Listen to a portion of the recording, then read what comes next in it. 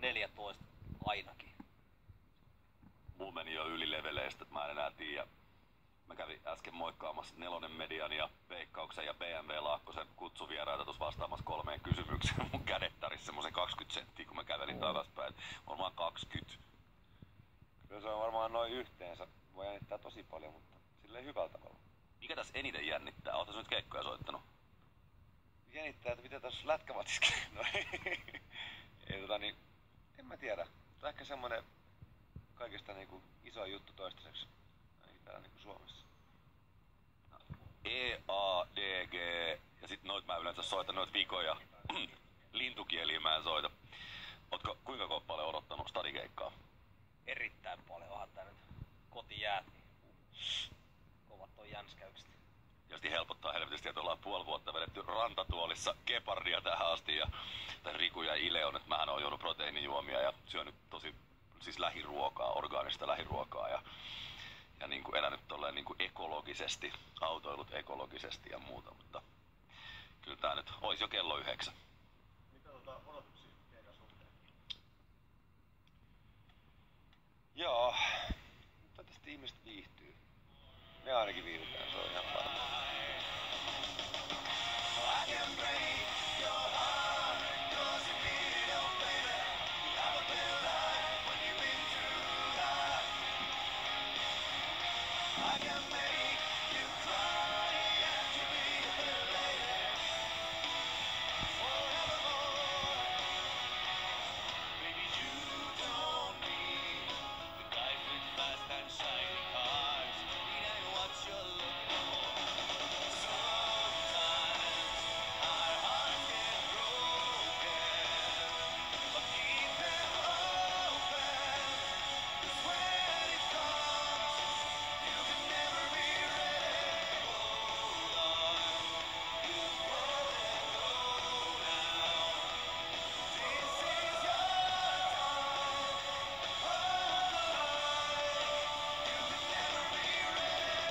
Päällimmäiset tuntemukset Sunrise Avenuen jäähallikeikasta?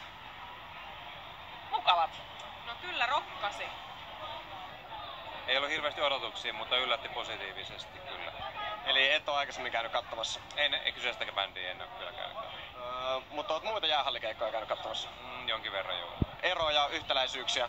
No, suomalaisiin bändiin verrattuna niin ihan aika ylös meni kyllä, että positiivinen yllätys oli siihen nähden. No mikä tässä oli parasta tässä keikassa? Samu. Samu, ei koko bändi on tosi hyvä. Kaikki biisit. Joo.